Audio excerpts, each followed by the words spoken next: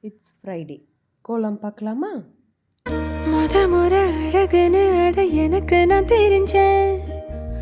ஒரு முறை உன நெருங்கையில் பல முறை தொலைஞ்சேன்.